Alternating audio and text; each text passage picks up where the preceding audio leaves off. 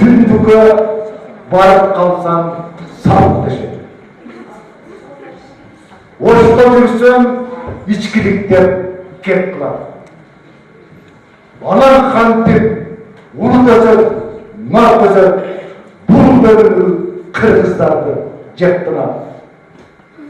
Тапталашкан мырзаларга жан тартып, жата калып жарабызды чукуштук, кырыс болгон кесебибизди чайпалтып чачып ийдик. Кимди бөөрөй утуштук. Тын чыкмалар өзөктөгү өчүгүшкөн кек барбы? Тын чыкмалар тыржыйшат бөлүнүп, жикти бузган кайдагы бир өт чалды билимдиктин кабыргасы сөгүлүп. Бир улуттун келечегин ойлобой, канчагача уруубузду бактайбыз?